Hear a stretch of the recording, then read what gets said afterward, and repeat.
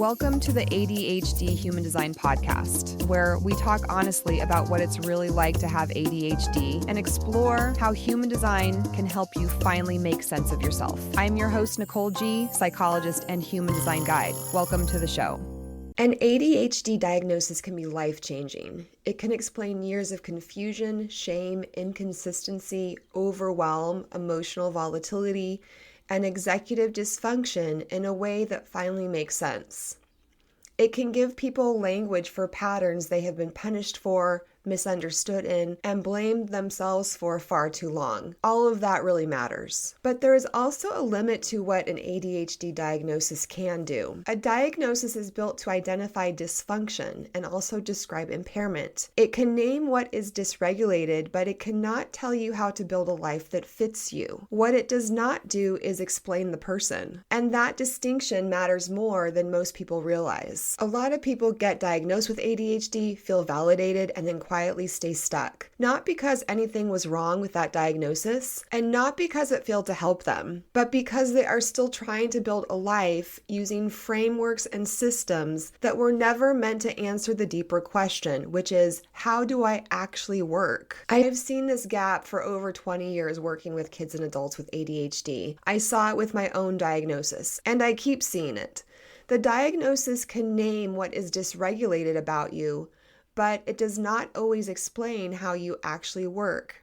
It does not tell you what kind of pace your nervous system can sustain, which environments support you and which ones drain you, or what conditions make your energy more usable to you. A diagnosis will tell you what is impaired in you, but that is not the same thing as telling you what fits for you or how your energy is designed to operate best in the world. This is where human design can become genuinely useful, not as a replacement for understanding your ADHD, never as a spiritual bypass, and not as a more flattering identity label, but as context.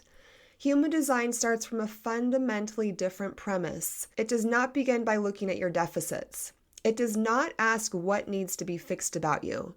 Instead, it asks how you are meant to function. It asks how your energy works, how your sensitivity works, and what happens when you live in alignment with your true energetic nature instead of against it. And this is a completely different level of inquiry. It gives you a way to understand things like why certain environments deplete you before you even begin, why some decision-making approaches create clarity while others create confusion, why your energy does not look like other people's energy, and why that is not a problem to solve. It offers a framework for understanding yourself that does not start from the assumption that something is wrong with you and that it needs to be fixed. When dysfunction is the only lens that you have been seeing yourself through, every pattern you notice can start to look like evidence against you. If you are inconsistent, that means something is wrong.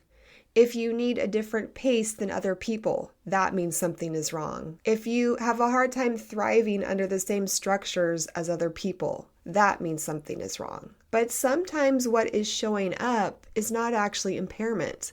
Sometimes what is showing up is a misfit between how you are designed to function and the systems and environments that you find yourself in. And if you are unable to tell the difference, you may spend years trying to correct what instead needs to be understood. Most people with ADHD do not just need better management of their symptoms. They need a more accurate map of themselves, one that can tell them what kind of pressure distorts their intuitive signals, what kind of environments cost them too much in terms of their time and energy, what rhythms are natural to them, and what they keep pathologizing that may actually be information they are meant to use as wisdom. This is what human design gave me, not answers to everything, not instant clarity, and definitely not a magical fix, but a better framework.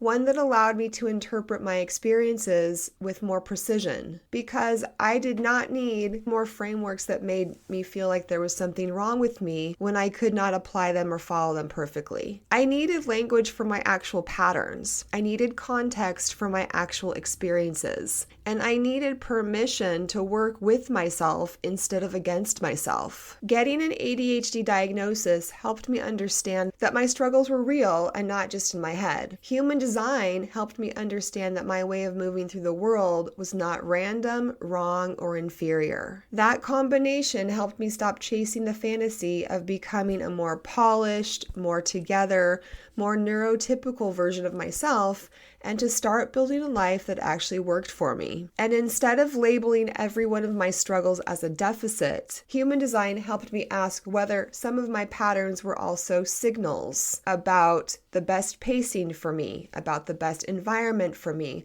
about what happens when I try to force myself into neurotypical or generic systems that do not match the way I actually work. That shift matters because a diagnosis alone can only take you so far. If the only language that you have for yourself is clinical, you might understand your challenges better, but you still might miss so many truths about who you really are. You might know what is difficult for you, but not necessarily what is correct for you. And without that, your self-understanding is going to miss some critically important pieces. I believe that people with ADHD do not need more generic advice. They need frameworks that can actually be adapted to their real lives. They need conversations that honor both practical reality and deeper self-understanding. They need support that helps them stop asking things like, how do I finally become normal? And start asking, how do I build a life that works for the brain and nervous system that I actually have? Because when you start getting more honest about how you actually work, the whole project of your life shifts.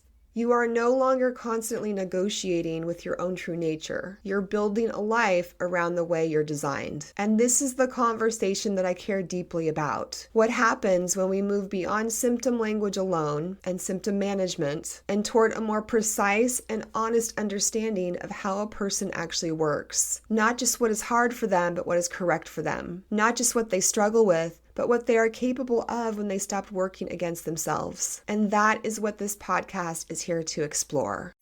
If you enjoyed the show, come find me on Substack, where I publish articles that go deeper into everything we've covered here. And make sure you follow the show so you can get notified when I drop a new episode. Thank you so much for listening, and I hope to see you again soon.